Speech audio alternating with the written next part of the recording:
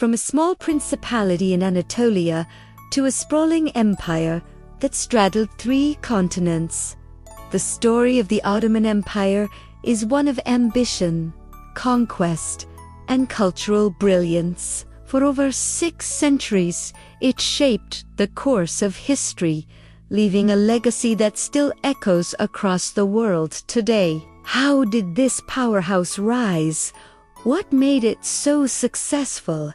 And what led to its eventual decline? Join us as we journey back in time to uncover the epic saga of the Ottoman Empire. Our story begins in the late 13th century, a time of turmoil in Anatolia. The once mighty Seljuk Sultanate was crumbling, leaving a vacuum of power. Into this void stepped a charismatic leader named Osman I, a warrior of the Kai tribe. Osman was a visionary. He capitalized on the chaos, uniting various Turkish tribes under his banner. From his small domain around the town of Sinti, he launched a series of campaigns against the neighboring Byzantine Empire. These early victories were small, but they laid the foundation for something much, much bigger. Osman's followers became known as the Ottomans,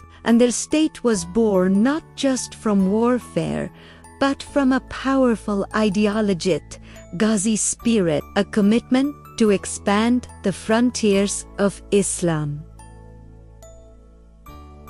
Osman's son, Orhan, continued his father's work with remarkable success. In 1326, he captured the strategic city of Bursa from the Byzantines and made it the first official Ottoman capital.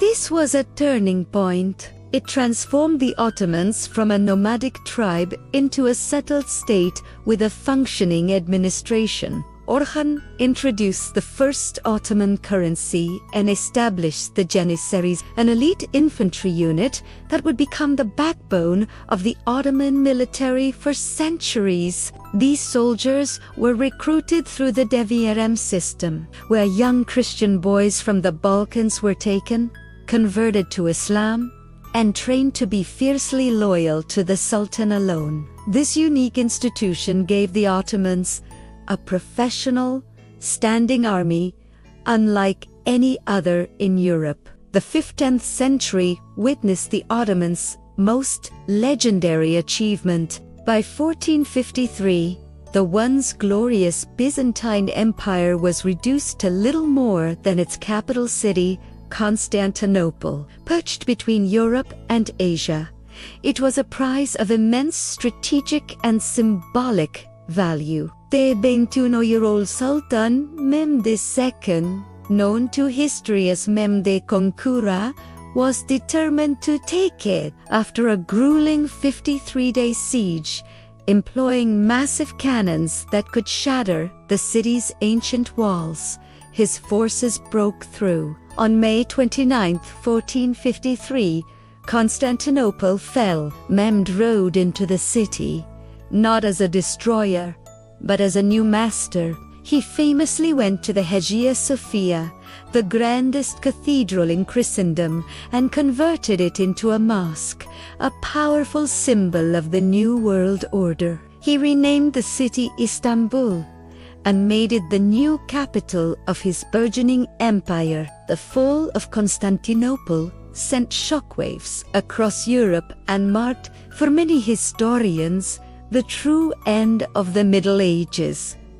With Istanbul as its heart, the Ottoman Empire entered its golden age. The 16th century, in particular, was the era of Suleiman the Magnificent. His reign, from 1520 to 1566, is considered the peak of Ottoman power, prosperity, and cultural achievement. On the battlefield, Suleiman was a formidable commander. He conquered Belgrade and Rhodes, defeated the Hungarians at the Battle of and even laid siege to Vienna, striking fear into the heart of Europe. His navies, under the command of the brilliant Admiral Barbarossa, dominated the Mediterranean Sea. The Ottoman Empire at this point stretched from Hungary in the north to Yemen in the south, and from Algeria in the west to the borders of Persia in the east. It was a true world power, but Suleiman was more than just a conqueror. He was also known as the lawgiver. He oversaw a complete overhaul of the Ottoman legal system, creating a code of laws that would be used for centuries. He was a great patron of the arts and architecture. During his reign, Istanbul was transformed into a dazzling metropolis. The chief architect, Mimar Sinan, a genius of his time, designed hundreds of magnificent structures, including the stunning Suleimani Mosque, which still dominates the city's skyline today. Poetry, calligraphy, and ceramics flourished. The empire was a vibrant, multicultural society where different faiths and ethnicities coexisted, managed through the millet system, which allowed religious communities to govern their own affairs. This administrative genius was a key reason for the empire's long-lasting stability. So, with all this power and glory, where did it start to go wrong?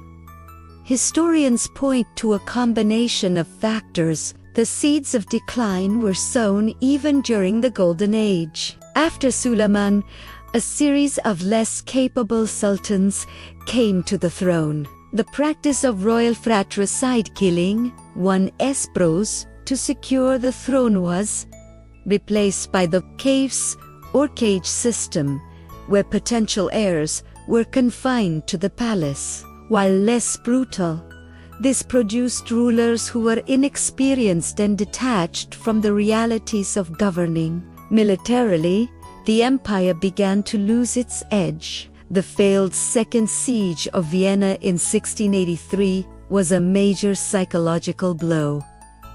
European military technology started to outpace the Ottomans. The once invincible Janissaries became a politically powerful and conservative force, resistant to reform and more interested in palace intrigue than in fighting on the frontiers. Economically, the discovery of new sea routes to Asia by European powers bypassed the traditional land routes controlled by the Ottomans, leading to a loss of trade revenue. Inflation, caused by an influx of silver from the Americas, further destabilized the economy. Throughout the 18th and 19th centuries, the Ottoman Empire was in a state of slow retreat, earning the grim nickname, the Sick Man of Europe.